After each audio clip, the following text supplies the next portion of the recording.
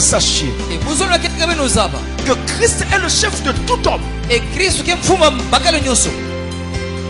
que l'homme est le chef de la femme, et que Dieu est le chef de Christ. Noir sur blanc, l'homme est le chef. Vous ne pouvez pas vous permettre de prendre votre doigt et de pointer sur le nez de votre mari. Toi. Et il y en a qui vont jusqu'à toucher leur mari.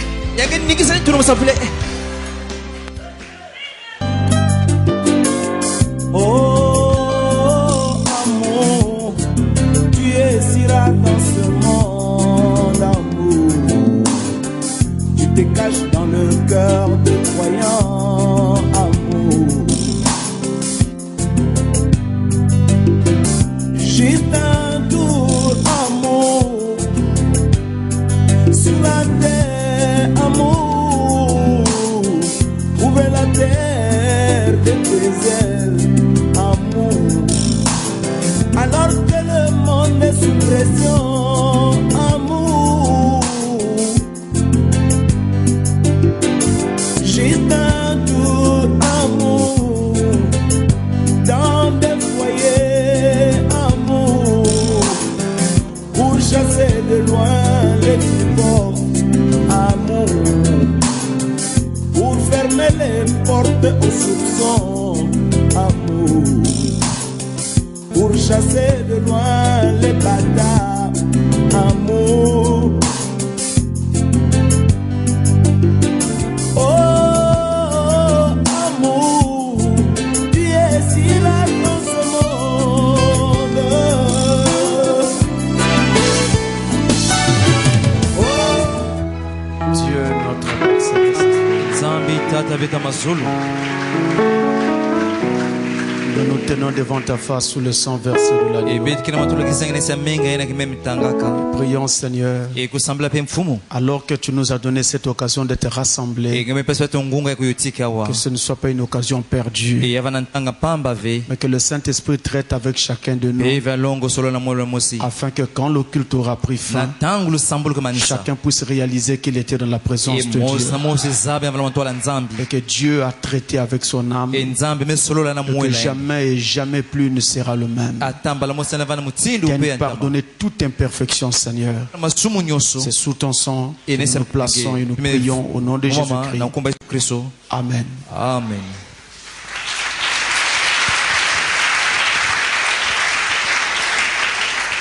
Salut tous au nom de Jésus-Christ. Nous allons nous lever, prendre nos Bibles. Nous allons dans 1 Timothée chapitre 2, le verset 15. 1 Timothée chapitre 2, le verset 15. Et n'oubliez pas notre passage, le passage que nous sommes en train d'utiliser pour enseigner sur la famille. C'est Ephésiens 3, le verset 14 à 15. Alors vous le savez déjà. Alors nous allons directement à ce passage de 1 Timothée 2, le verset 15. Alors nous lisons au nom du Seigneur Jésus-Christ. Elle sera néanmoins sauvée en devenant mère si elle persévère avec modestie dans la foi, dans la charité et dans la sainteté. Amen. Dieu bénisse sa parole, merci. Comme vous pouvez le deviner, en poursuivant notre étude sur la famille aujourd'hui, nous allons parler sur la mère. Nous avons déjà eu l'occasion de présenter l'enseignement et de présenter la famille en tant qu'institution. Nous avons aussi eu la possibilité de parler de la famille nucléaire, donc le noyau familial formé par le mari, son épouse, sa femme et les enfants. Et nous avons vu cela dans le cadre chrétien. Ça nous a donc conduit à parler de la famille nucléaire chrétienne. Comment elle devait vivre. Nous avons aussi étudié sur le père. Et nous avons vu quelles sont ses responsabilités. Nous arrivons à la mère maintenant. Et je voudrais que nous puissions aborder ce sujet avec beaucoup de transparence. Mon seul but, c'est vraiment parvenir à aider chacun à se situer dans la vision du Seigneur, dans cet âge ténébreux dans lequel nous allons vivre. Nous vivons. Et je voudrais dire d'entrée de jeu, si quelque chose est ici dit, mais qui peut sembler concerner quelqu'un, honnêtement, je ne vise personne. Je voudrais seulement enseigner la parole. Si vous vous sentez concerné, alors croyez simplement que c'est le Saint-Esprit qui vous parle. Et chacun doit prendre cela pour son propre compte. Alors, en entrant donc dans notre sujet aujourd'hui, je voudrais que vous puissiez constater au départ que ce n'est pas n'importe quelle femme qu'on appelle une mère. Une mère, ce n'est pas n'importe quelle femme. Il y a un processus qui conduit la femme à devenir une mère. Au départ, la femme est d'abord une jeune fille. Bon, vous savez, elle grandit et alors elle va être appelée une femme lorsqu'elle devient mature. Donc j'écris ici le mot femme. Quand elle est adulte, cette jeune fille devient une femme. Et cette jeune fille qui devient une femme, en hébreu, elle est appelée, j'écris ça ici, Isha. I-S H et A. Isha. C'est cela la femme. Et Isha veut dire un autre moi-même. Cela est donc tiré de l'Ancien Testament. Au moment où Dieu donnait Ève à Adam, vous vous rappelez.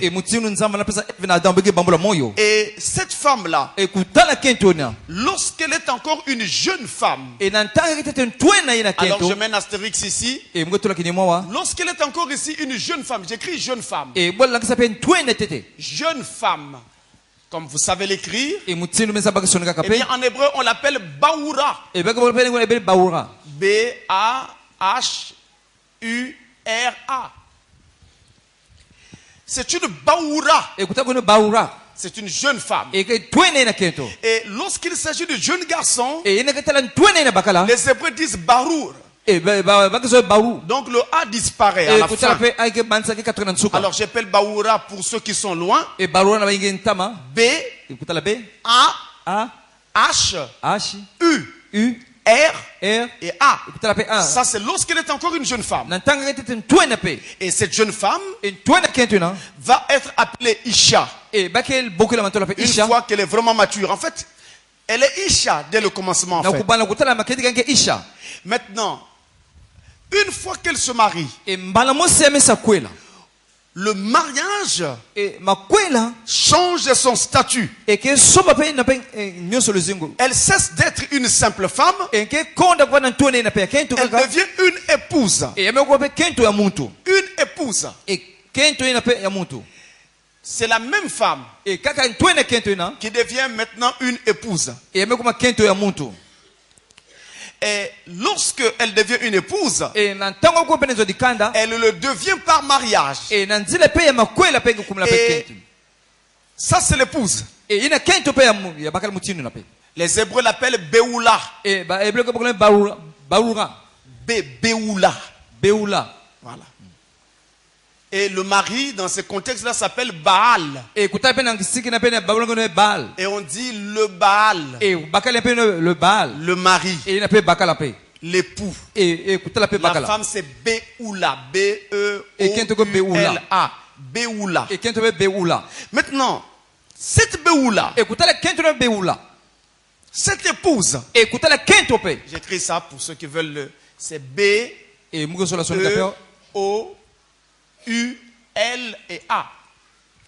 Lorsque cette épouse, dans le mariage, met au monde un enfant, plusieurs enfants, alors elle cesse d'être une simple épouse. Elle devient une mère. Je mets ça ici, une mère. Vous savez l'écrire en français. Et la mère, les Hébreux l'appellent Ima. I-M-A. Ils disent aussi parfois M.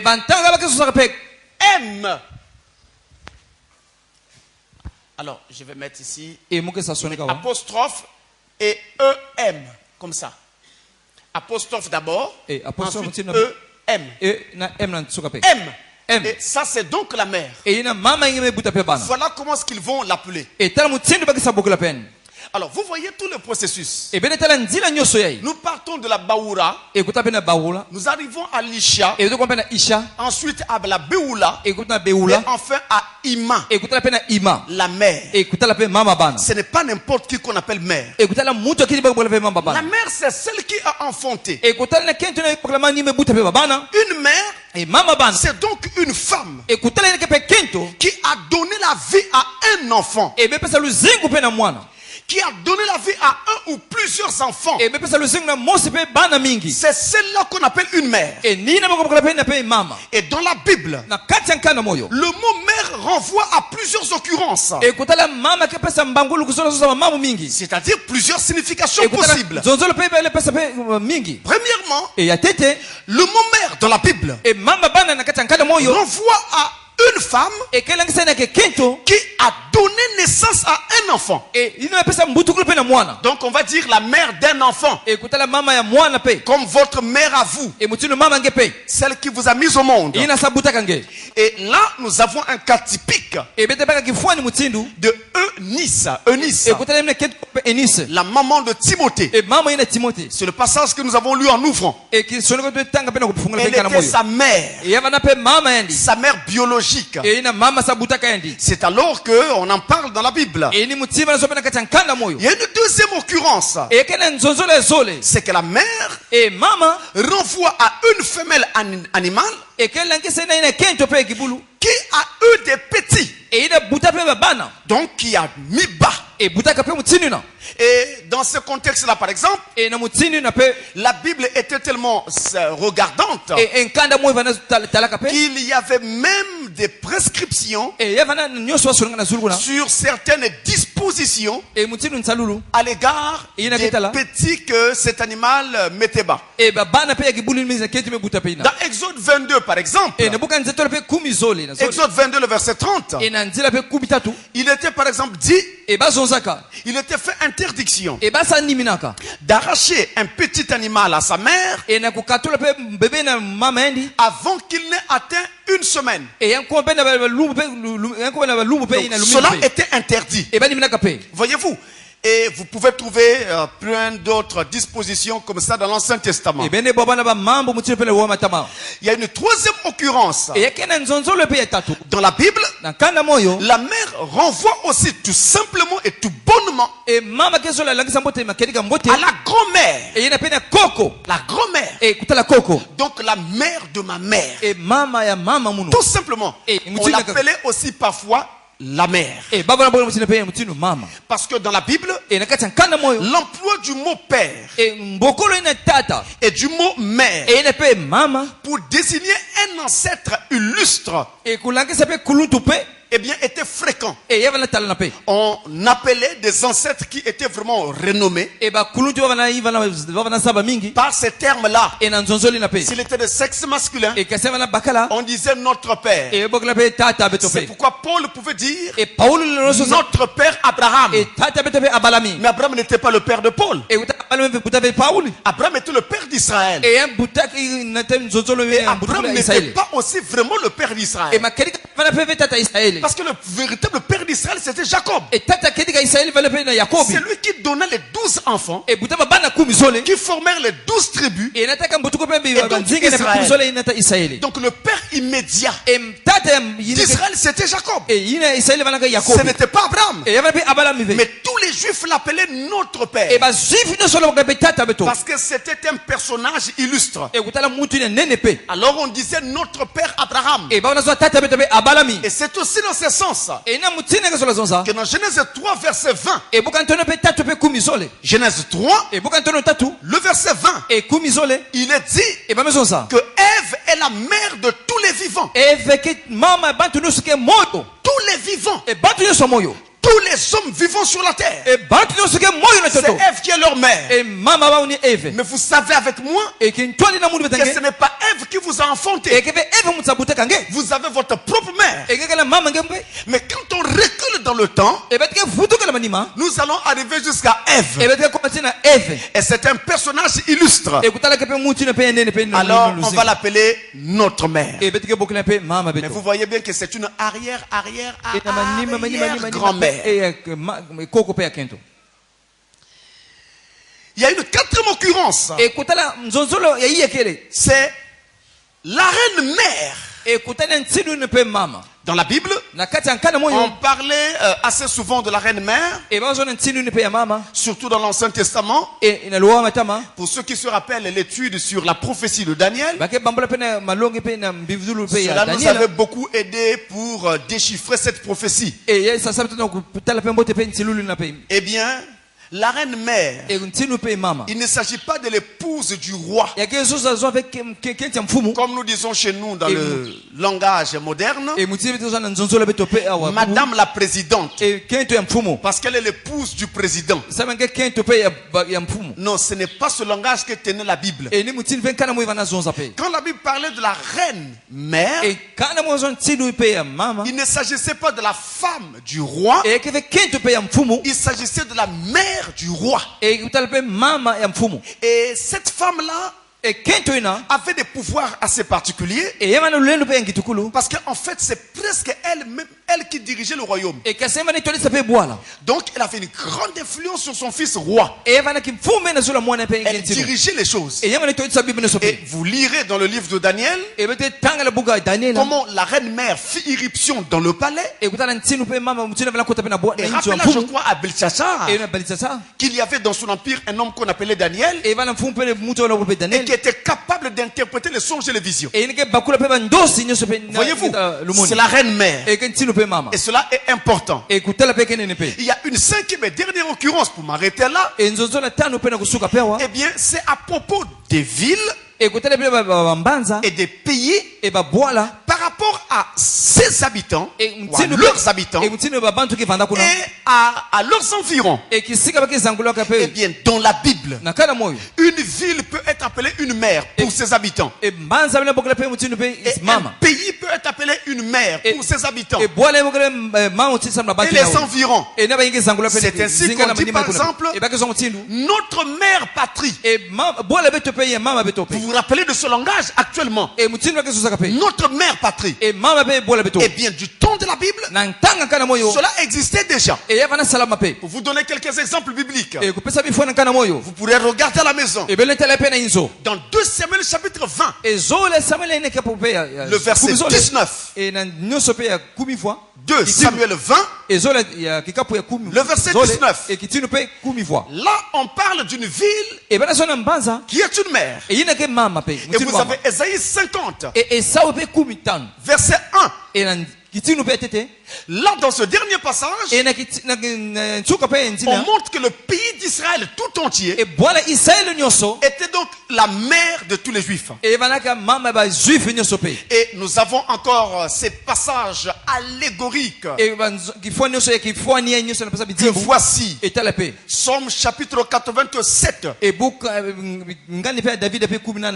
8, 7, 87. Le verset 5. Où il est dit que Sion est la mère spirituelle de tous les rachetés. La mère de tous les rachetés, Sion. C'est moi qui dis spirituel. C'est moi qui ajoute spirituel. La Bible, elle dit mère. Mais dans la révélation, je suis obligé d'ajouter le mot spirituel pour étendre cette maternité à tous les rachetés. Pas seulement les rachetés parmi les Juifs, mais aussi les rachetés parmi les nations. À cause de quoi? À cause d'un autre passage. Galates 4, le verset 26, où il est dit que la Jérusalem céleste, c'est notre mère. Donc c'est notre patrie. C'est notre mère. Et nous sommes en train d'aller vers cette patrie. Cette mère patrie. Maintenant, ce qui va nous intéresser ici, dans notre étude d'aujourd'hui, c'est la première occurrence du mot mère. La mère, en tant qu'une femme qui a mis au monde, une femme qui a donné naissance à un ou plusieurs enfants. Mais nous voulons la regarder d'un point de vue chrétien. C'est-à-dire que doit être une mère chrétienne. Voilà la question. Et ceci va concerner très particulièrement toutes les femmes qui sont déjà dans les foyers, toutes les mères, et même les femmes qui ne sont pas encore mariées, et aussi les époux. Et même les jeunes gens qui projettent déjà de se marier. Alors, dans la Bible, nous avons un passage qui, à lui seul, concentre la quasi-totalité de ce que Dieu demande à une femme qui est mère. Dans ce seul passage, nous avons la quasi-totalité de ce que Dieu vous demande. Ou nous demande. Parce que vous verrez avec moi que vous avez une épouse, vous êtes un homme. Mais vous avez le devoir de l'accompagner afin qu'elle soit une vraie mère. Et non pas en sortant d'ici, aller seulement s'acharner sur elle en disant: tu as entendu, tu as vu, tu n'es pas une vraie mère. Nous devons l'accompagner. Donc le livre de Tite nous dit ceci au chapitre 2, et nous allons du verset 3 au verset 5. Alors, je le prends à l'écran pour aller vite. Dit que les femmes âgées doivent aussi avoir l'extérieur qui convient à la sainteté. N'être ni médisante, ni adonner au vin. Qu'elles doivent donner de bonnes instructions dans le but d'apprendre aux jeunes femmes à aimer leur mari et leurs enfants. À aimer leur mari et leurs enfants, à être retenus, chastes, occupés aux soins domestiques, bonnes, soumises à leur mari, afin que la parole de Dieu ne soit pas blasphémée.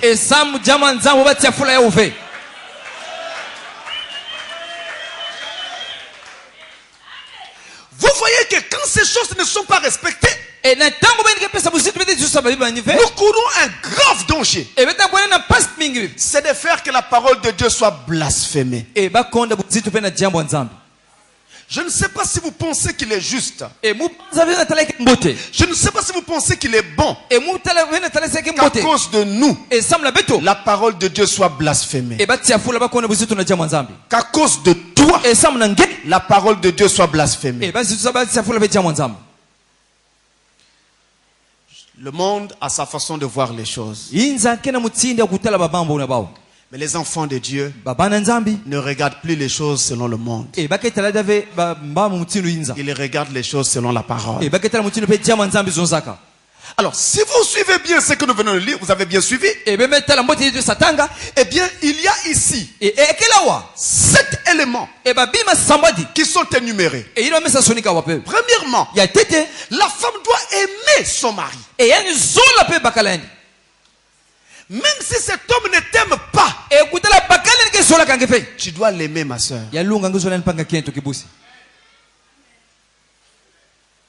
Deuxièmement, la femme doit aimer ses enfants. Aimer ses enfants. Une femme qui n'aime pas ses enfants, à quoi ressemble-t-elle? N'est-ce pas une sorcière? Parce que ces enfants font 9 mois dans ton ventre. Le jour que tu les mettais au monde à la maternité, tu criais, tu pleurais, tu maudissais même le jour de ta naissance. Il y en a qui insultent même leur mari au moment de l'accouchement. Donc vous savez ce que vous avez vécu. L'enfant sort et maintenant vous ne l'aimez plus. Comment ça? Troisièmement, à être retenu, c'est-à-dire raisonnable. Ou quelqu'un qui est équilibré d'esprit. Raisonnable. Ensuite, être chaste, c'est-à-dire être pur. Je dis bien être pur. Cinquièmement, être occupé aux soins domestiques.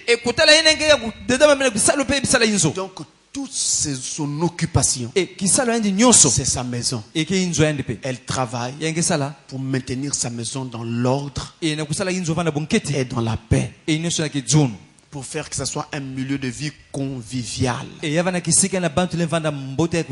milieu où il fait beau vivre, pas un milieu où quand l'homme arrive, il se sent mal à l'aise parce qu'on ne fait que le chamailler.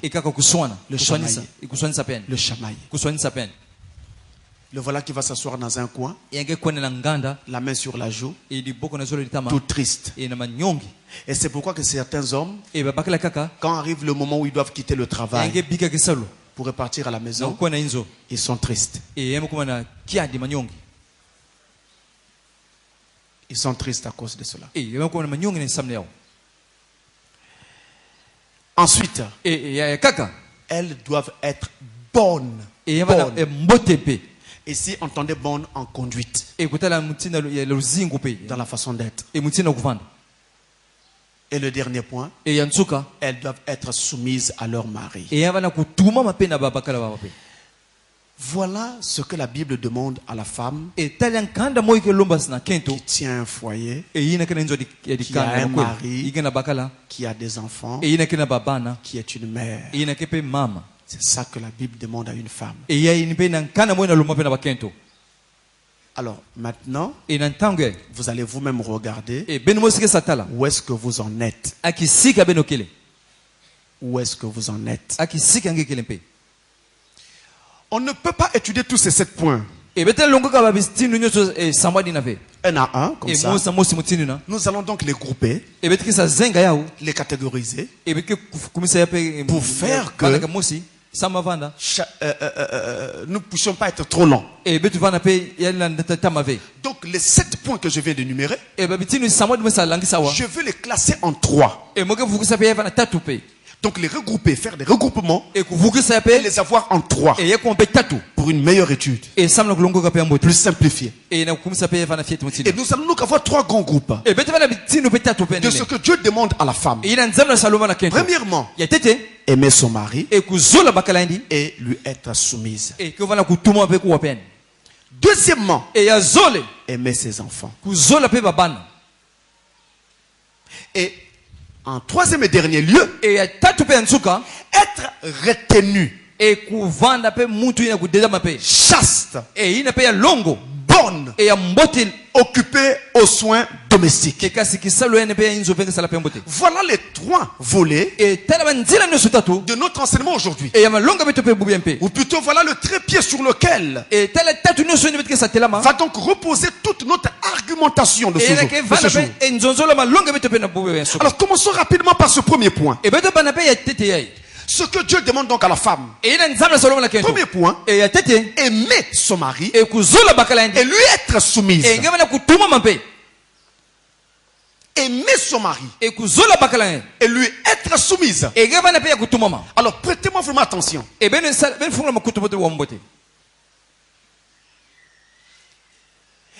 signifie avoir de l'affection, de l'attachement, de la propension, donc une inclination, un penchant, et avoir du goût. Voilà ce que Dieu demande à la femme. Dieu veut que la femme ait de l'affection pour son mari. Que la femme soit attachée à son mari. Que la femme se penche vers son mari. Et que la femme ait du goût pour son mari. Alors, dans les foyers qui ont déjà 15-20 ans d'existence, peut-être même encore moins, parce que nous sommes en train de vivre une grave catastrophe en ce qui concerne l'institution familiale. Et d'ailleurs, tout le livre de la Genèse est témoin de cette catastrophe. En passant, je voudrais vous faire remarquer que la famille a pris naissance dans la Genèse. Et que la famille, c'est la première institution de Dieu. La famille, la première institution de Dieu. Et elle a pris naissance par la Genèse. Mais avez-vous remarqué, quand vous lisez toute l'histoire des familles de la Genèse, il y a des graves crises dans ces familles. Même la famille d'Abraham n'est pas un modèle. Pour preuve, Abraham a mis au monde avec sa servante Agar. Et Agar devait une rivale de Sarah. Et après il y a eu quoi? Rivalité entre les 2 enfants. Isaac fils de Sarah et Ismaël fils d'Abraham. Et cette rivalité est à l'origine de ce que nous vivons aujourd'hui. Le conflit israélo-palestinien. Parce que Ismaël a donné les Arabes. Et Isaac a donné les Juifs. Depuis qu'ils ont commencé à se battre dans le cercle familial, ils se battent encore jusqu'à aujourd'hui. Et d'ailleurs, regardez le livre de la Genèse. Il s'ouvre par le mot poursuivant. Au commencement, Dieu créa. C'était la vie qui apparaissait. Mais la Genèse se termine par les mots que voici. Il fut placé dans un cercueil en Égypte. Ce sont ces mots-là qui clôturent la Genèse. De la vie, on passe à la mort. Et ça, c'est pour dire que nous vivons une grave crise au sein des familles. Et la femme est un élément majeur dans la crise que nous vivons dans les familles. Dieu veut que la femme aime son mari. Qu'elle ait de l'affection pour son mari. Et du goût. Il va même jusqu'à jusqu'à du goût. Du goût pour son mari. Or, il y a des familles où il y a tellement eu de problèmes que même regarder l'autre devient un problème. Quand on est dehors, on est content. Dès qu'on rentre à la maison, on est fâché. Personne n'ose expliquer à l'autre ce qui ne va pas. Aimer est différent de diffamer. Diffamer quelqu'un, c'est chercher à nuire à sa réputation, à son honneur. Mais quels sont-nous dans le Nouveau Testament? Dans Matthieu 1, verset 18 à 19. Quand Joseph a appris que sa fiancée était enceinte avant le mariage, Joseph s'est dit, je dois me séparer d'elle. Mais pour qu'on ne la tue pas par lapidation, et pour qu'elle ne perde pas son honneur, je ne veux pas la diffamer, se disait Joseph. Alors je veux me séparer secrètement d'elle. C'est le vœu de la Bible. Non pas qu'il y ait séparation, mais le vœu de la Bible, c'est que l'un et l'autre sachent garder les secrets de son partenaire. Pas question de la diffamer, cette femme. Pas question de le diffamer, cet homme. Autrement dit, ne vous mettez pas devant la porte pour crier tout haut les fautes de votre épouse. Criez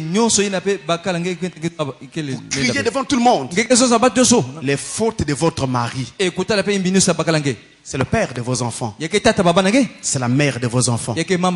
Quand il aura perdu la face, quelle gloire allez-vous en tirer?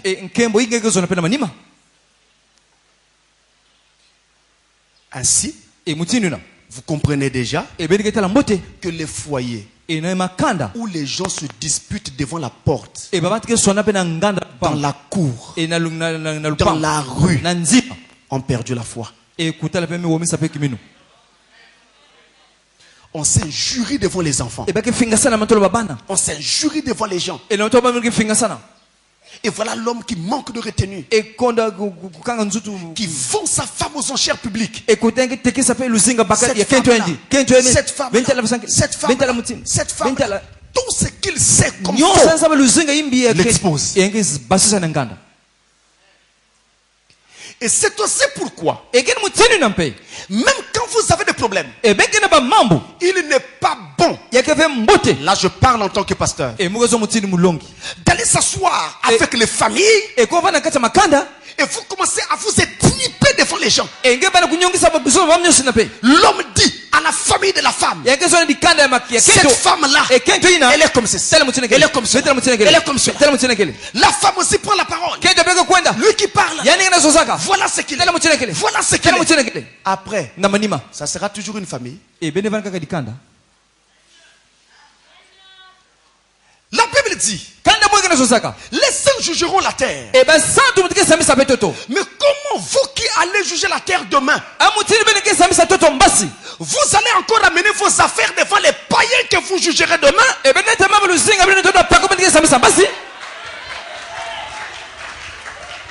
Afin qu'ils jugent vos problèmes.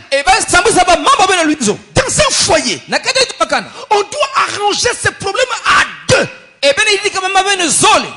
Quand vous n'êtes pas arrivé, vous appelez le diacre. Si vous n'arrivez toujours pas, vous appelez le pasteur. Mais même le voisin de la porte d'à côté, je dis bien d'à côté, ne doit pas être au courant des problèmes que vous avez. On n'écrit pas, on parle. Et ça se fait dans la chambre. Calmement. Loin des enfants. Parce que si vous mettez vos enfants au parfum de ce qui ne va pas, je mets la main sur mon cœur. Avec des larmes, vous avez détruit vos enfants. Vous allez les séparer. Il y aura un enfant qui se rangera du côté de papa parce qu'il aime plus papa que maman. Et celui qui aime plus maman se rangera du côté de maman. Et la guerre est née. Demain, ces enfants-là se battront même après votre départ. Parfois, ce qui arrive à nos enfants, c'est nous les parents qui provoquons ces choses. Vous ne savez pas ce que je rencontre tous les jours. J'ai vu des gens, des femmes, des jeunes filles livrées à elles-mêmes. Parce que dès que le papa est mort, la mère avec les autres enfants se sont accordés à chasser cette fille. Pourquoi? Parce que du vivant de son père, le père ne faisait les comptes qu'à elle. Le compte bancaire de son père, c'est elle qui gérait. Donc, même la maman était mise à l'écart. C'est elle qui faisait tout pour son père. Donc la maman gardait une dent de cette affaire-là. Et quand le papa est mort, il dit maintenant nous allons voir. La fille était chassée. Pas d'endroit où dormir. Se baladant à gauche à droite. Ce sont les parents qui provoquent ces choses-là. Le papa n'a pas aidé sa fille. C'est le papa là qui a causé le conflit entre la fille et la mère. Donc on ne doit pas se disputer devant les gens. Mes frères, la femme que vous avez chez vous, vous dites que vous l'aimez. Pourquoi se disputer dehors? Et puis, la Bible ajoute que la colère de l'homme n'accomplit pas la justice de Dieu. Tu peux te fâcher, taper sur la table, ça ne changera pas ta femme. Voilà pourquoi il faut seulement parler. Et quand vous constatez que ça ne marche toujours pas, vous priez. Si après un certain temps de la prière, ça ne marche toujours pas, vous allez maintenant voir le diacre ou le pasteur. Mais même quand ça ne va pas, les enfants ne doivent pas le savoir et ne doivent pas le remarquer. Ça doit être entre vous. Et ensuite, même si ça doit être entre vous, je vous dis que c'est grave d'avoir un problème avec sa femme et pendant une journée, 2 journées, 3 journées entières, une semaine, voire plus, on ne se parle plus. Dans la maison, on se rencontre, on passe. Dans la même maison, on se rencontre, on passe. On ne parle pas. C'est vraiment dangereux. Quand vous adoptez cette attitude, vous avez chassé le Saint-Esprit de la maison.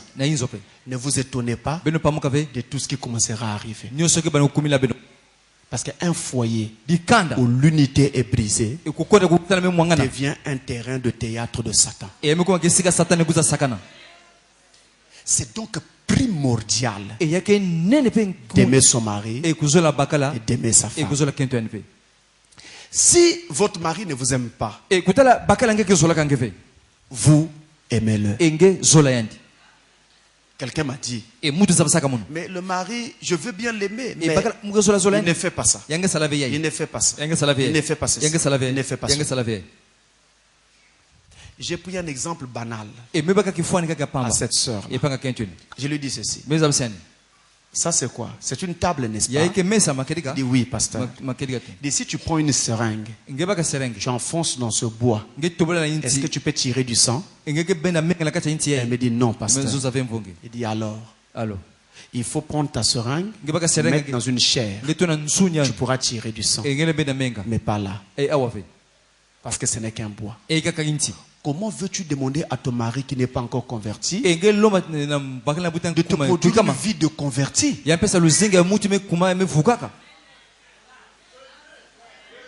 Comment? Pasteur, il ne fait pas ça. Il ne fait pas ceci. Il ne fait pas cela. Mais c'est parce qu'il n'est pas converti. Vous voulez qu'il vive ça sans la force qui donne la possibilité de vivre ça. C'est trop lui demander. Voilà pourquoi il faut prier.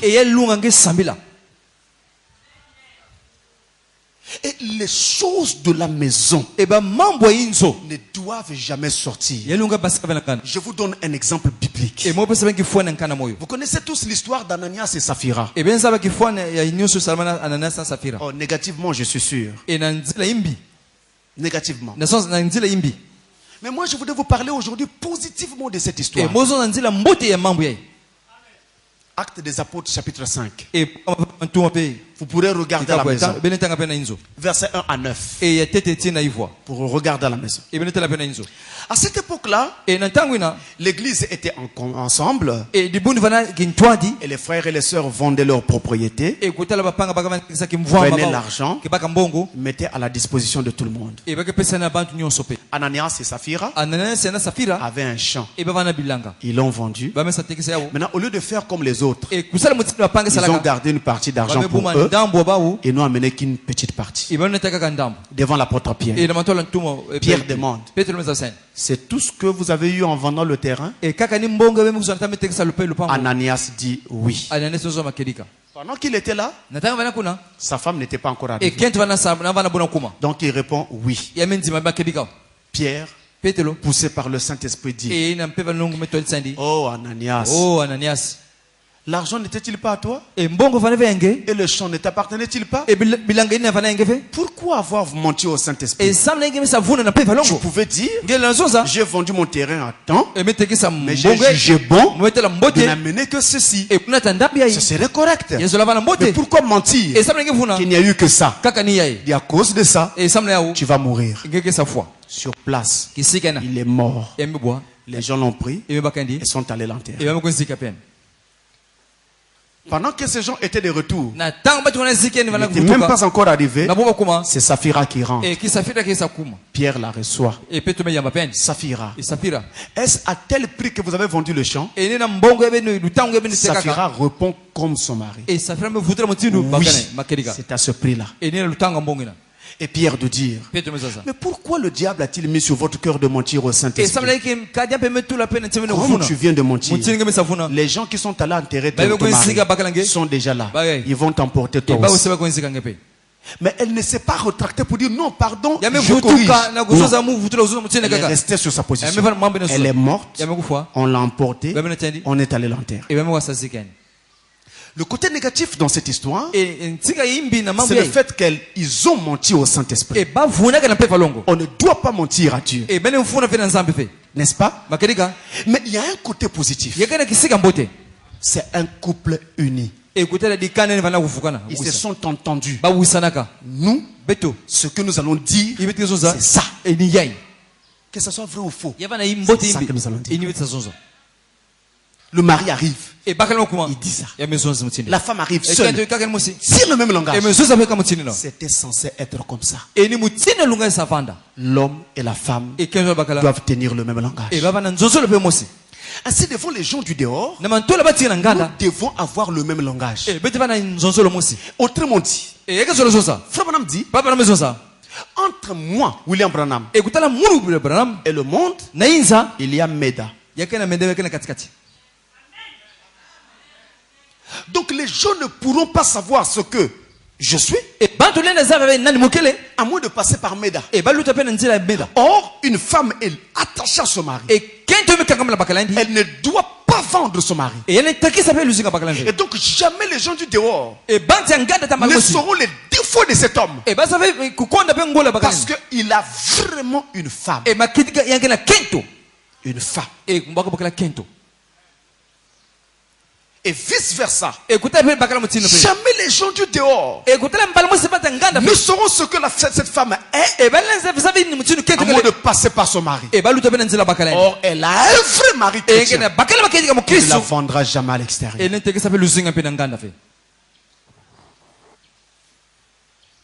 Voilà les choses qui nous semblent si difficiles à faire. C'est cela. C'est cela. Et c'est cette unité qui nous manque. Votre mari est le père de vos enfants. Si un malheur lui arrive, cela arrivera aussi à vos enfants. Et à vous naturellement. C'est pourquoi vous êtes censé vous attacher à lui. Le protéger. Et c'est la même chose pour la femme vis-à-vis de son mari. Maintenant, lorsque arrivent des difficultés, un péché qui rentre dans la maison, au-delà de tout ce que cela peut causer comme douleur, nous devons pardonner. Parce que nous sommes une famille. Et la famille doit rester unie. Adam est resté attaché à sa femme malgré la faute. Si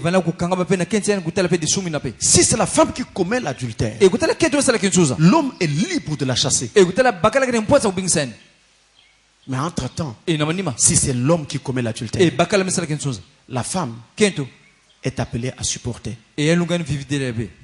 Alors, l'homme doit aussi comprendre qu'il doit pardonner à sa femme. C'est la volonté de Dieu. La volonté de Dieu. Et la femme doit être soumise à son mari. Alors là, c'est un point difficile dans nos foyers. Difficile. Souvent, on a des femmes têtues comme des noix. Quand elles arrivent ici, elles chantent Shalom, gloire à Dieu, Maranatha. Jésus revient. À la maison.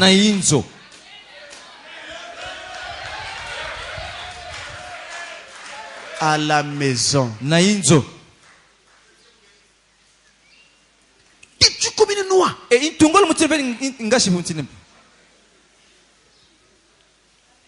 Genèse 3, verset 16, il est dit, je pense à l'écran, je crois que je parle aux filles de Dieu. Genèse 3, verset 16, il est dit,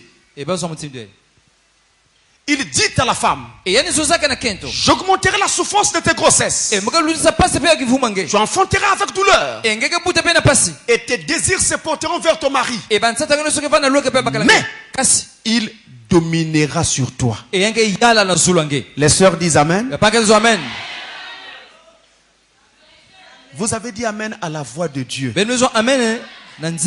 Ton mari va dominer sur toi. Il sera ton chef. Ton chef. Selon Dieu, le chef de la femme, c'est l'homme. Et c'est cette sorte de foi qu'ont les filles de Dieu. Dans 1 Corinthiens 11, nous prenons cela également, le verset 3. 1 Corinthiens 11. Écoutez bien. Je veux cependant que vous sachiez que Christ est le chef de tout homme. Que l'homme est le chef de la femme. Et que Dieu est le chef de Christ. Noir sur blanc. L'homme est le chef. Non, je veux que les sœurs elles-mêmes répètent. L'homme est le chef.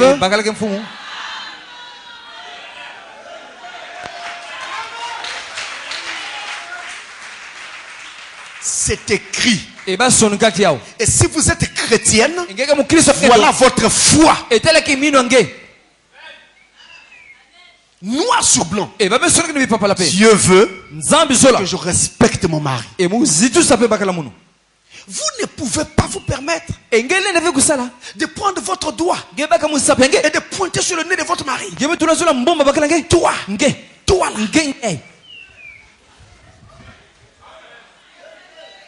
Et il y en a qui vont jusqu'à toucher leur mari. Elle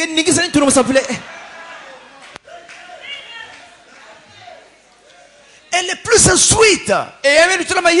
Comme elle gazouille le français et l'anglais. Elles font jusqu'à injurier leur mari en anglais. J'ai déjà vu quelqu'un être injurié en anglais comme c'était un villageois, il ne comprenait rien. On est en train de les injurier en anglais devant moi. Là. Mais comme c'était un villageois, il ne connaissait rien. Donc il ne savait pas qu'on injuriait. Moi j'étais là. Il dit, je fais quoi? Que je traduise ou quoi?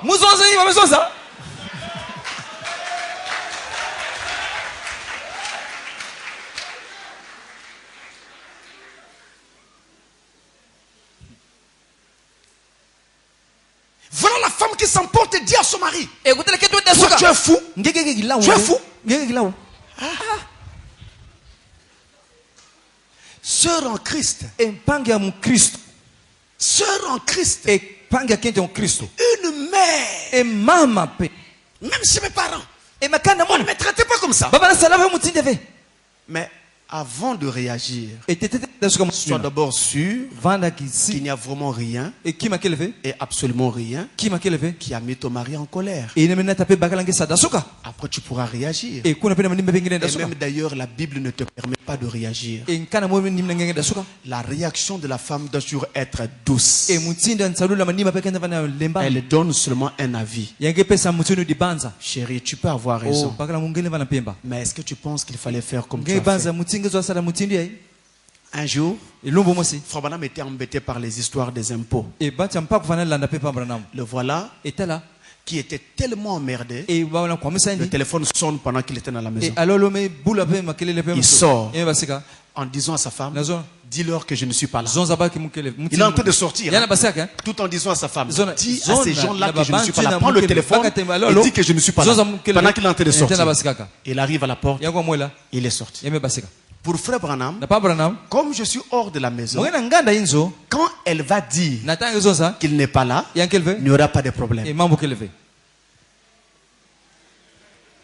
C'est tout ça la révélation. La femme a pris le téléphone. Suivez, hein? Prends le téléphone. Allô? Et répond à ces gens. Votre mari est là? Non, désolé, il n'est pas là.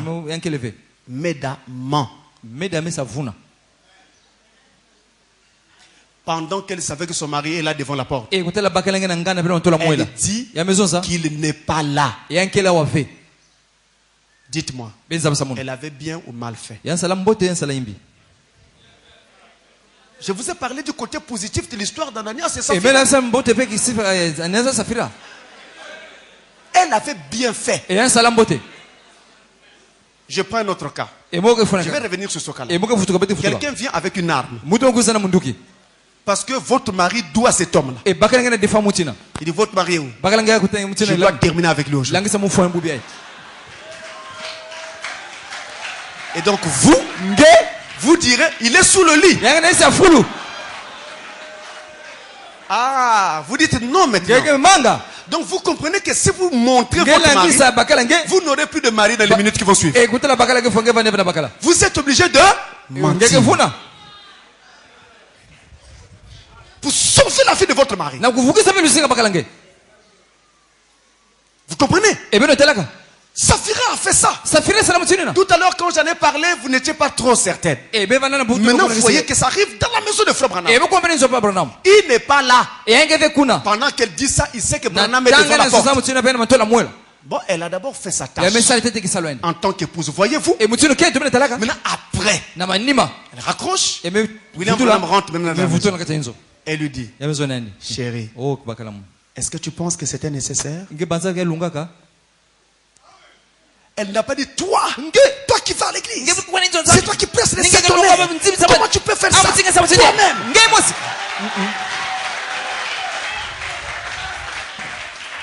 Ce sont ces attitudes-là qui tuent le foyer. Quand vous allez le rabaisser comme ça, après vous aurez quoi? Mais elle a seulement dit d'une voix douce, chérie, tu penses vraiment que c'était nécessaire?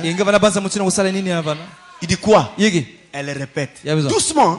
Tu penses vraiment que c'était nécessaire? Branham comprend alors la question. Et lui, il rétorque. Mais je n'étais pas là.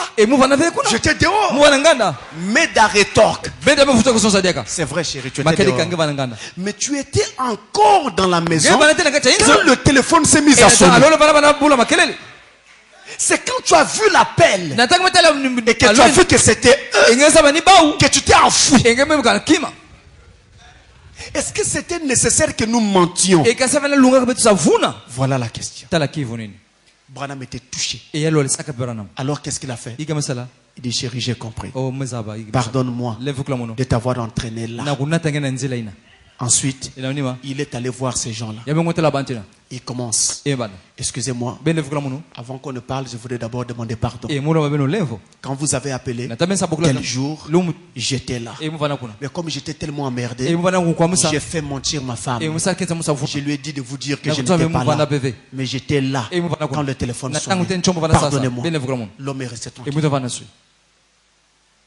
Après, il dit à Frère Branham, je crois que si la terre entière était remplie de gens comme vous, on n'aurait pas de problème.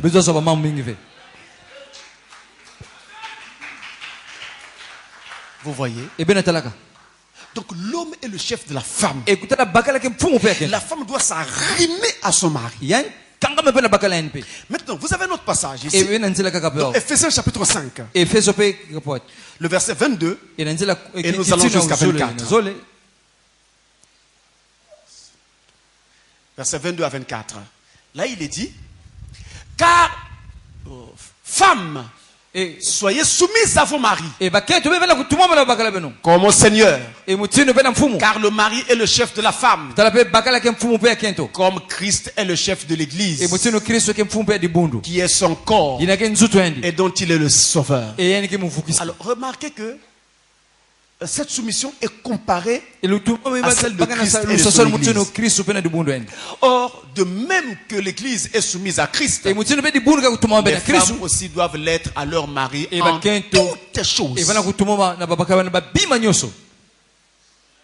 En toutes choses. En toutes choses. Le mari dit, ça, on va acheter à manger. Ça, on va aller donner à la tante un tel qui a connu un problème. Ça, on fera ceci, on fera cela. Ça, on garde. Le mari part. Il rentre. Il a une urgence à traiter. Où est l'argent que j'avais demandé comme garde? L'argent? Il va seulement fouiller là-bas. Tu avais mis où? Mais là où nous mettons d'habitude. L'homme va. Il met la main. Il n'y a rien. Il dit peut-être que c'est au fond. On voit vers le fond. Il n'y a rien. Peut-être que c'est à gauche. On voit à gauche. Il n'y a rien. Peut-être à droite. Voit à droite. Il n'y a rien. Ah, chérie, tu es sûr que c'est au même endroit que tu avais mis? Mais c'est seulement là. Mais comment ça a disparu? On est que deux ici. Notre enfant était un bébé. Tu vas pas me dire que le bébé est venu voler l'argent? Je ne sais pas. L'argent a donc disparu comme ça. Donc les billets de banque ont parfois des pieds. Il y a des moments quand ils sont fatigués d'être trop là, sortent leurs pieds, ils descendent et puis ils sortent. Vous voyez, c'est pas normal. Vous êtes en train de ramener votre foyer en arrière. Alors que le peu que vous êtes en train d'emmagasiner là, c'est ça qui vous permettra d'avancer. Comment faites-vous cela? Et l'homme se bat pour faire que vous ayez le minimum nécessaire.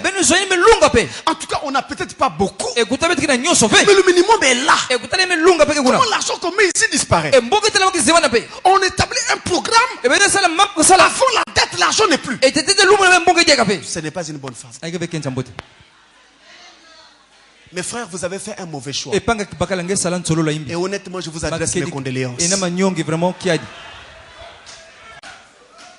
Parce que toute votre vie, vous allez souffrir avec cette femme. Elle est d'un mauvais esprit. C'est une mauvaise femme. Elle ne sait pas quelle est sa place à côté de son mari. Celle qui devait t'aider à aller de l'avant. C'est encore elle qui dilapide de l'argent. Et frère Madame de dire ceci dans la prédication: votre vie est-elle digne de l'évangile? Dans cette prédication-là, votre vie est-elle digne de l'évangile? Paragraphe 80, il nous dit: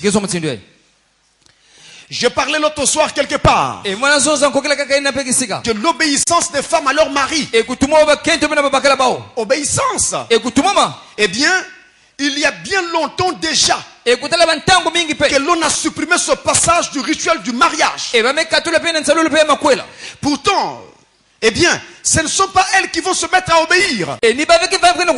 Oh non. Elles vivent en Amérique. Elles ne manqueront pas de vous le rappeler. Elles ne vont pas se mettre à obéir. Écoutez, mais aussi longtemps que vous ne le faites pas, n'essayez pas de vous donner le nom de chrétienne, parce que vous ne l'êtes pas. Peu m'importe combien vous dansez et parlez en langue, si vous n'obéissez pas à votre mari, vous êtes hors de la volonté de Dieu.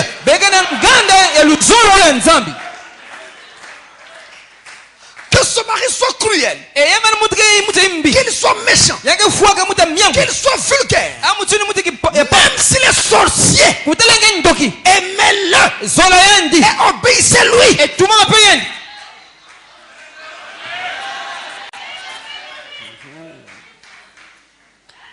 Ah, donc si votre mari est sorcier, on ne l'aime plus.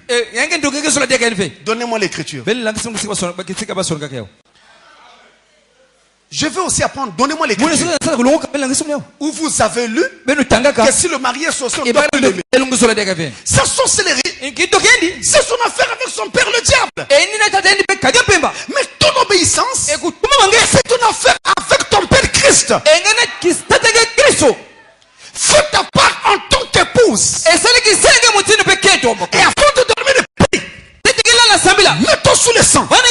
Mets tes enfants sous le sang. Et quand il viendra pour te dire la nuit, sortons, allons envoûter. Dis-lui non. Moi je suis fille de Dieu. Mais aime ton mari. Il y a des femmes, dès qu'elles découvrent que le mari est sorcier, ils séparent le lit. Elle ne dort plus sur ce... Je vous parle des choses réelles. Elle ne dort plus sur ce lit-là. Ou elle dort dans la chambre des enfants, ou elle dort au salon. C'est faux. Mais ma soeur, avant que tu me découvres qu'il était sorcier, tu dormais où? Sur le même lit. Et pourquoi tu n'es pas morte? Donc n'amenez pas des choses qui ne sont pas dans la parole. Restez sur ce lit-là et dans cette chambre-là. Quand tu as accepté le mariage avec cet homme, pourquoi tu n'avais pas prié avant pour connaître son état d'âme?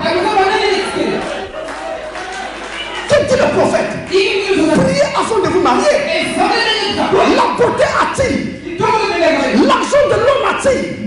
Mais qui est-il en réalité?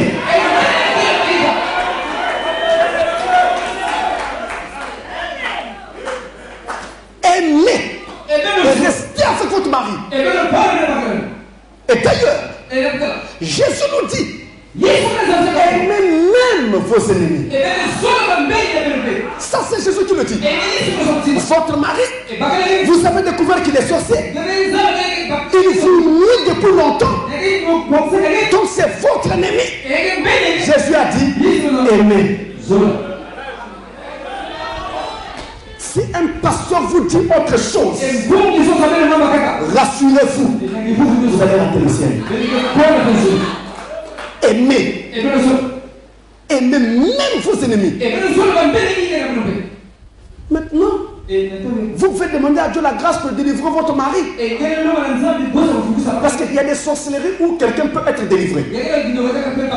Lorsqu'il s'agit de quelqu'un qui est novice dans la sorcellerie, on peut le délivrer. Lorsqu'il s'agit de quelqu'un qui est inconscient dans la sorcellerie, donc on l'utilise, on prend son corps pour aller apparaître de l'autre côté, on peut le délivrer. Mais pasteur, mais s'il a déjà tué, l'apôtre Paul aussi avait tué. Paul avait tué.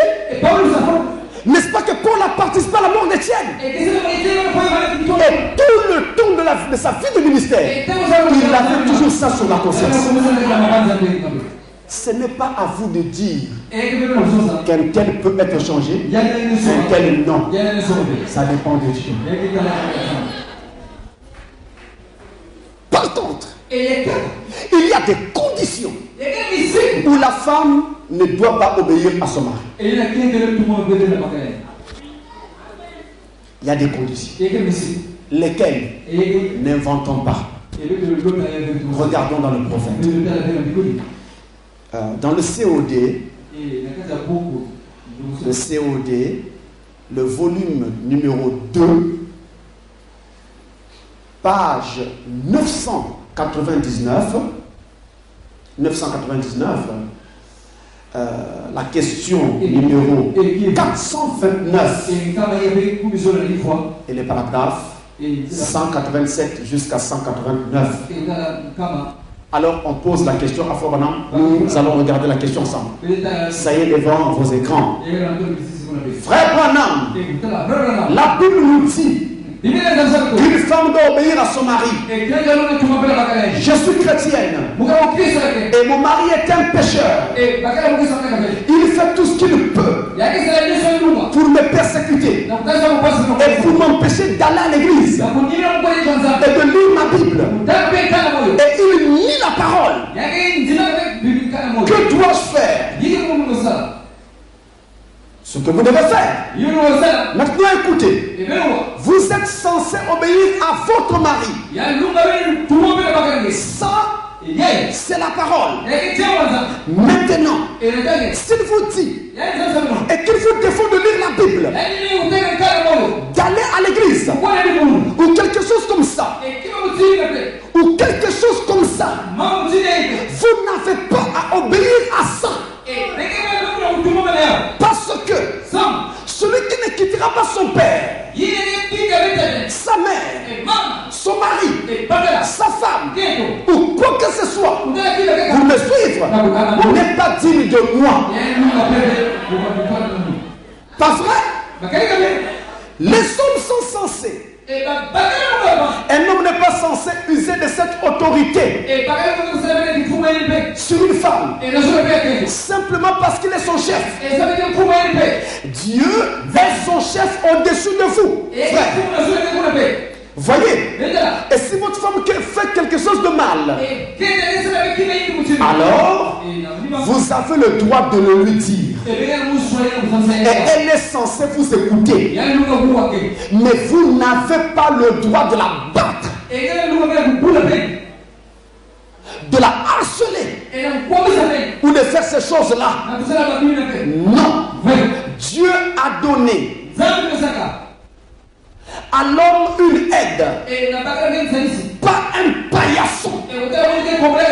Souvenez-vous, elle a été votre petite chérie. Elle devrait toujours le rester. Elle n'est pas un paillasson. On ne doit pas la battre. Donc si votre mari vous demande de faire quelque chose qui est anti-scripturel, vous refusez. Chérie, je vois que je vais mieux t'apprécier avec un pantalon serré. Donc comme on va sortir là, tu me mets le jean que j'ai acheté. Tu le regardes et tu lui dis, je t'aime chérie, mais je suis né d'une naissance de Nazérien. Je ne porte plus ces choses. Je ne peux pas porter ça. Ce n'est pas la parole. Là, vous avez le droit de désobéir. Chérie, apporte-moi un verre de vin. Chérie, désolé. Je ne peux pas te servir du vin. Si tu veux en prendre, c'est ta maison. Va te servir toi-même. Mais toi, quelle femme, tu es un poli. Tu es un soumise. Je te dis de m'amener du vin. C'est pas toi qui vas boire. C'est moi qui vais boire. Justement, comme c'est toi qui vas boire, vas-y. Et respectueusement, tu lui dis, chérie, je t'aime, je te respecte. Ne me prends pas mal. Tu peux me demander tout. Mais ne me demande pas des choses qui contrarient ma foi. Dis-lui ça respectueusement. Et quand tu parles comme ça, tu restes sur ta position. Il est remis. Il ne sait où tu es là. Chérie, je ne peux pas. Je ne peux pas. Ne râle pas. Ne te fâche pas. Répète seulement ta position. Parce que ce que tu dis là, c'est la parole. Et la parole est puissante.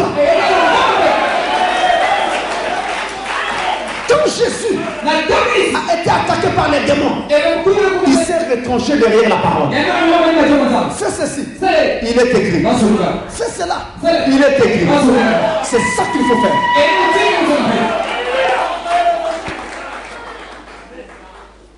N'acceptez pas lorsque ce qu'on vous demande n'est pas la parole. Mais si cela n'est pas contraire à la parole, faites ce que votre mari vous demande de faire. Obéissez à votre mari. N'ayez pas cette habitude. Le mari est en train de vouloir passer un conseil. J'ai constaté que le pauvre, il parle calmement, doucement. Il y a des hommes qui sont comme ça. Il y a telle chose qui ne se fait pas bien depuis un certain temps. Alors là, on se fâche. Qu'est-ce que tu veux dire? Qu'est-ce que tu veux dire? Donc c'est toi qui es saint. Moi, je ne suis pas saint. Frère Bonhomme dit, un esprit qui ne supporte pas les erreurs et la correction des erreurs n'est pas de Dieu. Tout esprit qui est de Dieu accepte la correction. Quand on te corrige, ce n'est pas pour dire que tu es mauvaise. C'est juste pour faire que le foyer marche harmonieusement. Et justement, les hommes aussi doivent veiller à ce qu'ils font et disent. Au moment de la correction, quels sont les mots que vous utilisez? Vous parlez à votre femme comment? Vous l'insultez. Vous regrettez de l'avoir épousée. Je regrette mon argent. J'aurais pu acheter ma parcelle. Vous voyez, un langage comme ça, comment allez-vous espérer que cette femme vous aime vraiment comme il faut? Tous les jours, quand il y a un problème, en tout cas je vais te chasser.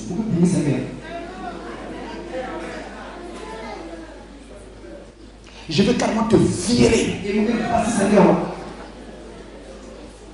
Une femme à qui on dit tout le temps, je vais te chasser, je vais te chasser, je vais te chasser. Cette femme-là se sent en insécurité.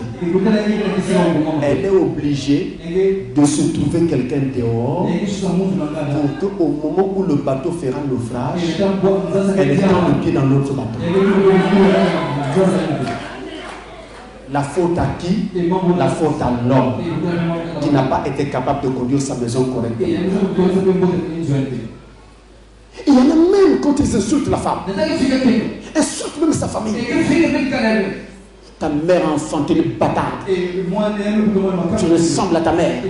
Si tes parents ne t'ont pas éduqué, pas chez moi. Mais sinon, tu parles là, c'est ton beau-père. Peu importe qu'il soit pauvre, qu'il soit comment, mais il y a un minimum de respect. C'est que tu ne veux pas qu'on dise sur ton père. Il ne faut pas que tu le dises aussi sur le père de l'autre. Quel est l'enfant qui va voir son père être insulté et se réjouir? Elle ne se réjouira pas. Elle faut comprendre que tu es contre elle. On insulte la famille. Famille de pauvres. Qu'est-ce que vous avez? Qu'est-ce que vous êtes? Vous n'êtes rien. C'est Dieu d'Abraham. Il y a des moments où je me demande si je réussirai encore à vivre longtemps. Parce que honnêtement, j'ai de plus en plus de mal à supporter toutes ces choses. Ce n'est pas possible. Pas possible. Donc parlez calmement, parlez doucement et tout ira bien. Présentez les choses à votre femme calmement et tout ira bien.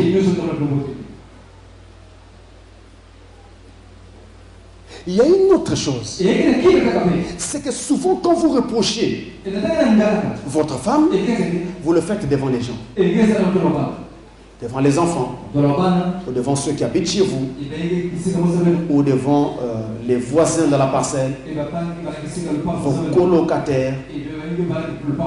Voyez-vous? Alors, toute personne, quand elle sent qu'on est en train de l'acculer comme ça devant les gens, elle est obligée de se défendre. Et vous irez dire au diable, ma femme ne me respecte pas. Voici ce qu'elle a dit devant les gens.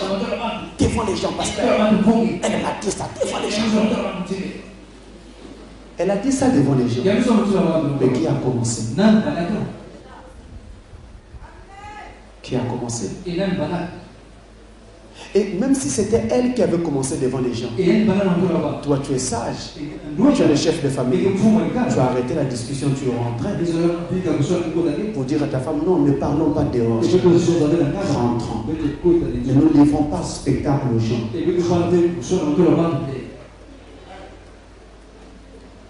Et il y a des sœurs aussi qui font pire. Elles vont jusqu'à chercher à se battre avec leur mari. Elle est la première à aller empoigner son mari. Et il y en a qui tiennent leur mari. Je veux que les Blancs viennent en Afrique. Ils vont venir voir les spectacles auxquels nous assistons ici. Vous voyez dans nos quartiers le matin, une femme en train de suivre son mari. Deux malages. Elle attrape le mari. Deux malages. Deux malages. S'il n'y a pas d'argent, tu ne vas pas au travail. Tout le monde dans le quartier assiste. Les gens viennent, maman, laisse. Le mari, alors, ulcéré d'avoir honte comme ça des gens, se met à taper la femme. Ça devient la boxe comme le match de, je ne sais pas, parce qu'il est vraiment fâché qu'on le traite comme ça. Sœur, évitez aussi ça. Vous aimez vous battre, vous êtes les premiers. Et quand la bagarre s'engage, vous êtes les premiers à crier.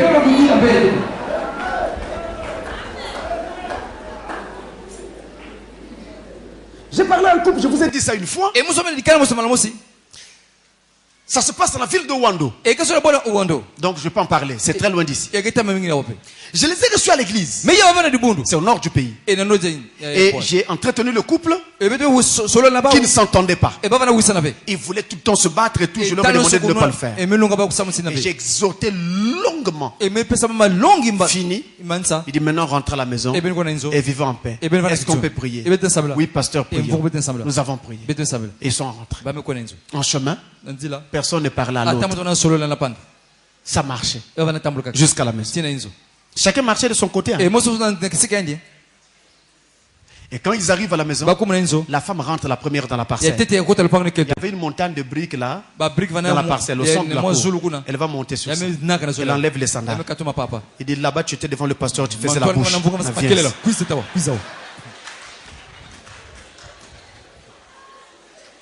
Ici, il n'y a plus de pasteur pour te secourir. Viens. Je vais te taper comme il n'y en a pas vu. C'est la femme qui dit ça, pas l'homme, la femme.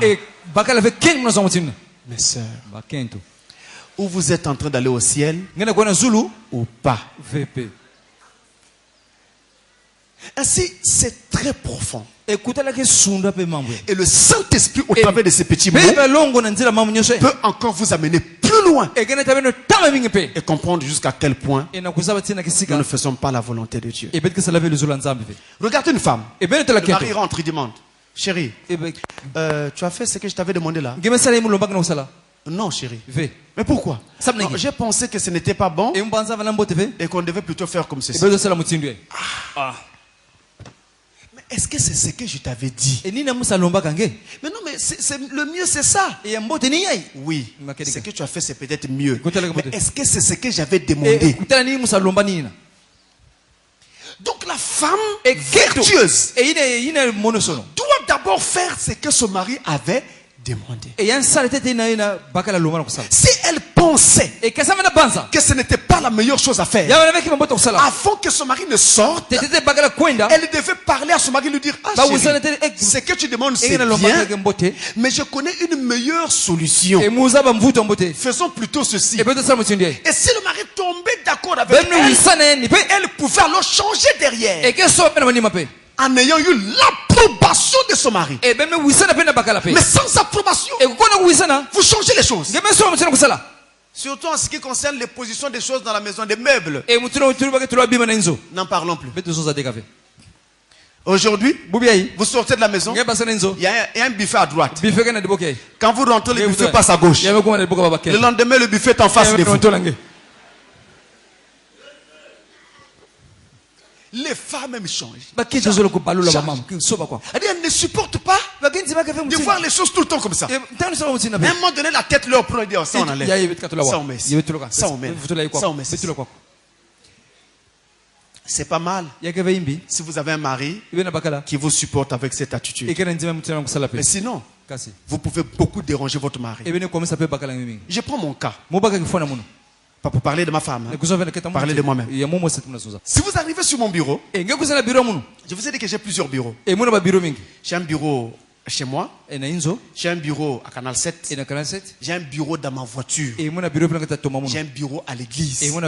Donc j'ai plusieurs bureaux. Et de moments quand je cherche un livre, je me rappelle le livre là, il est dans l'autre bureau là-bas.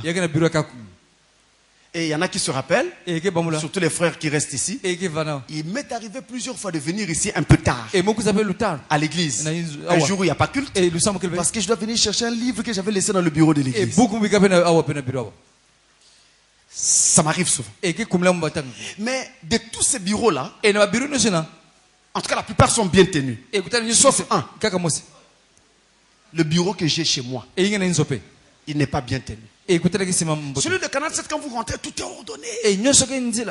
Parce que c'est d'autres personnes qui arrangent ça. Celui d'ici aussi est arrangé par d'autres personnes. Donc c'est ordonné. Quand vous rentrez là, c'est en ordre.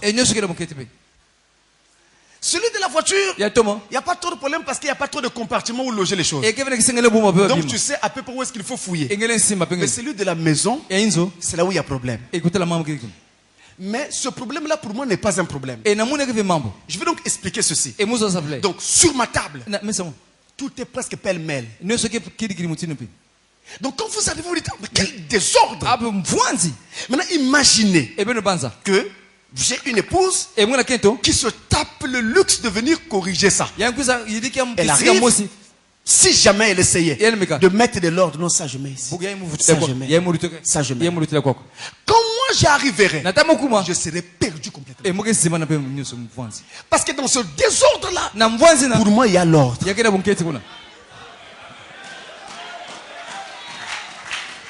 Pendant que je travaillais, j'avais ouvert tel document, j'ai ouvert tel document, j'ai ouvert tel document, et j'ai tout laissé sur la table. Et donc je sais qu'est-ce qu'il y a sur ma table. Si je cherche quelque chose, je connais qu'il faut soulever tel papier, je le verrai en dessous. Donc il faut laisser ce désordre-là comme ça. Pour moi, c'est l'ordre. Ce qui ne te plaît pas, moi, me plaît.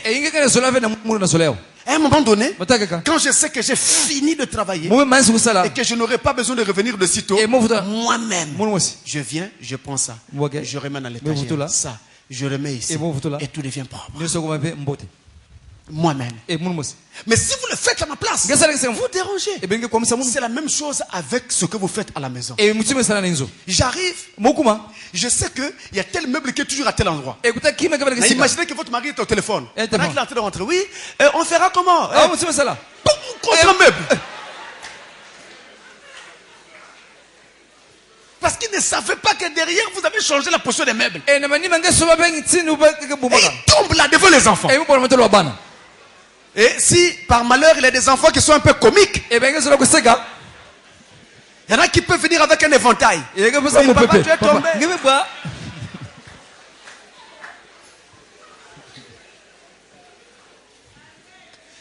Alors, la bonne chose à faire serait, chérie, j'ai l'intention de changer un peu la position des meubles. Je voudrais prendre ce meuble ici, je vais le mettre là. Celui-là, il passera là-bas. Qu'est-ce que tu en dis? Bon, quand tu reviendras, tu trouveras ça comme ça. C'est tout. C'est vous-même qui allez travailler, vous avez votre force. Il n'y a pas de problème. Mais vous avez au moins dit. Sans compter le fait que, frère, je vous le dis la main sur le cœur, il y a des gens qui travaillent très bien par rapport à un certain environnement. Donc quand il est dans cet environnement-là, il a son meuble ici, il a peut-être un abat-jour là, il se sent bien. Vous venez vous modifier l'ordre, il ne se retrouve plus, il est mal à l'aise. Et ces choses-là peuvent déranger. Donc, parlez avec votre mari. La soumission de la femme rentre aussi en ligne de compte en ce qui concerne la gestion des enfants. Mais nous ne pourrons tout achever aujourd'hui pour cette partie sur la mère.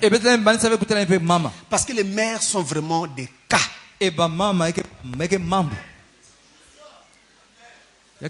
C'est des cas, comme vous dites. On doit aller plus profondément. Pour aujourd'hui, je m'arrête là. Je poursuivrai la notion de mère prochainement. Que Dieu vous bénisse richement.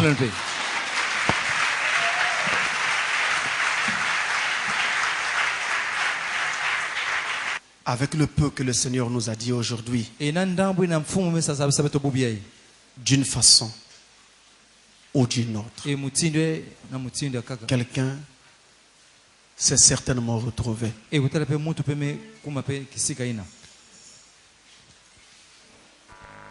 si vous vous êtes retrouvé, cela signifie que c'est l'occasion de mettre la chose en ordre. C'est l'occasion de tout clarifier. Ma soeur, resterez-vous toujours insoumise? Laisserez-vous Satan mettre sur vous cet esprit d'insoumission tout le temps? Laisserez-vous le diable vous dominer comme ça? Ma soeur, tu es une fille de Dieu. L'insoumission ne doit pas être ta portion. Ta portion doit être le Saint-Esprit. L'obéissance à ton mari. L'obéissance à la parole. Qui que tu sois, où que tu sois, tu t'es retrouvé au travers de ces choses. Même toi, homme, qui traite trop durement ta femme et qui pense que c'est en la blâmant, en la rudoyant, que tu arriveras à la changer. Non, c'est Dieu seul qui change les gens. En faisant comme ça, tu ne joues pas un bon rôle en tant que mari. Tu es censé l'accompagner. Tu es peut-être son chef, mais Jésus-Christ est ton chef aussi. Et c'est une fille de Dieu. Frère Brandy, chère sœur, n'essayez pas de vous appeler chrétienne si vous n'obéissez pas à votre mari. Ne vous donnez pas le nom de chrétienne parce que vous ne l'êtes pas. Et la parole vous a montré à quelle condition vous pouvez désobéir à votre mari.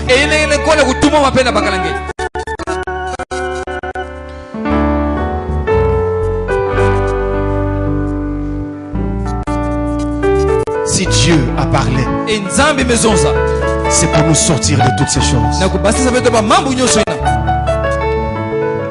N'ayez pas honte.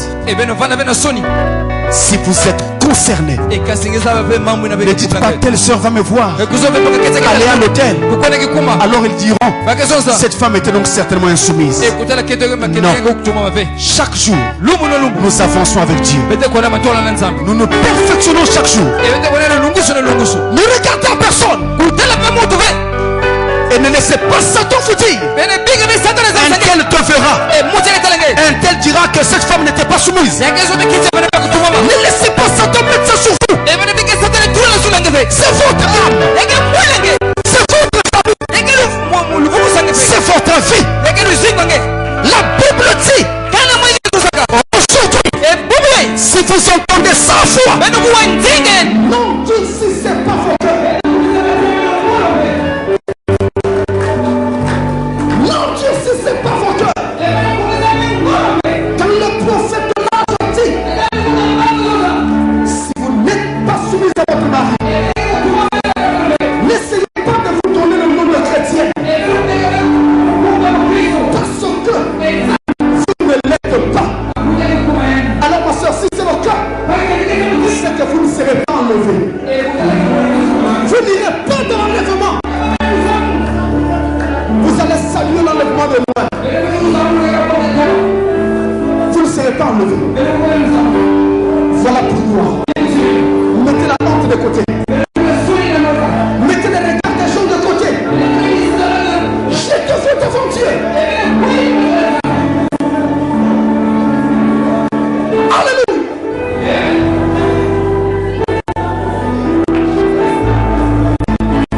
Que chacun parle au Seigneur. Parlez-lui. Parlez-lui immédiatement. Parlez-lui immédiatement.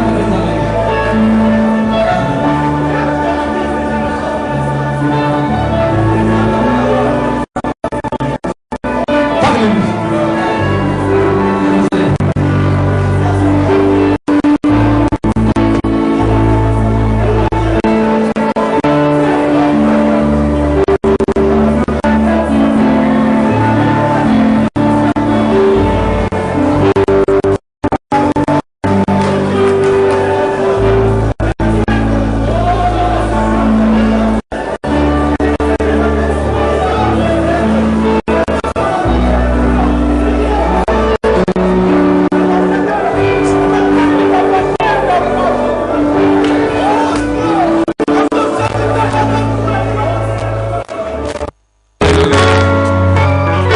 Jésus-Christ, notre Père.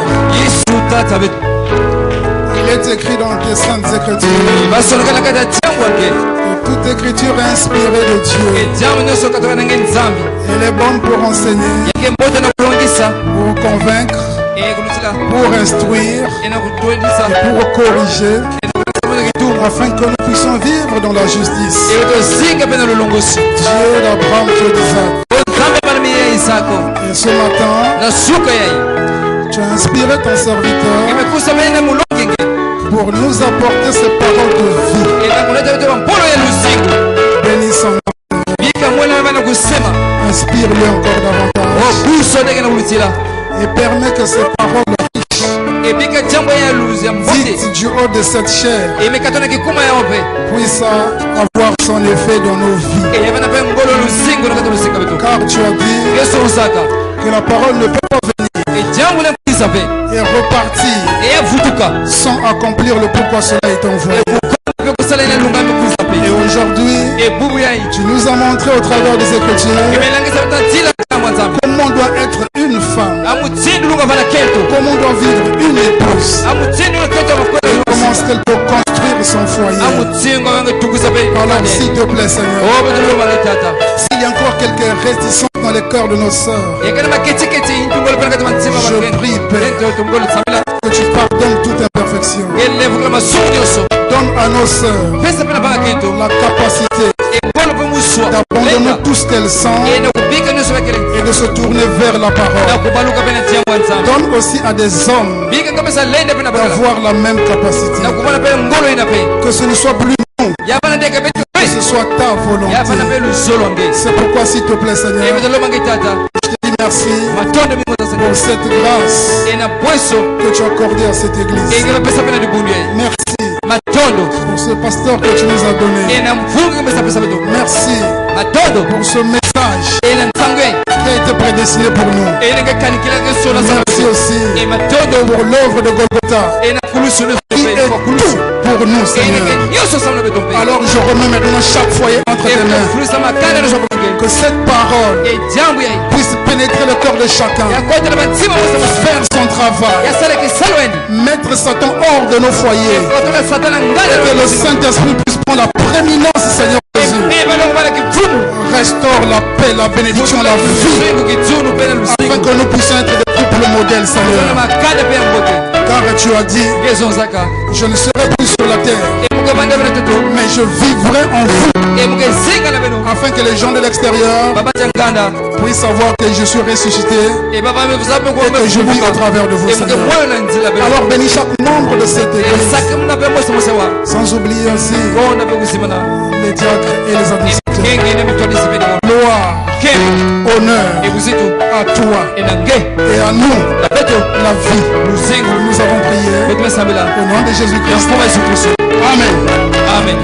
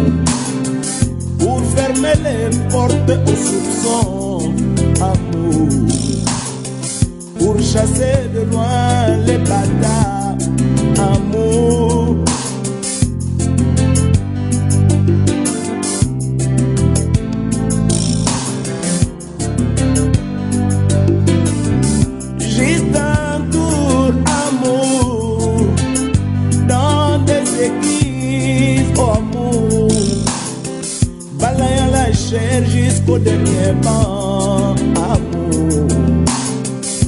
leur donner le vrai amour, amour, pour fermer les portes aux critiques.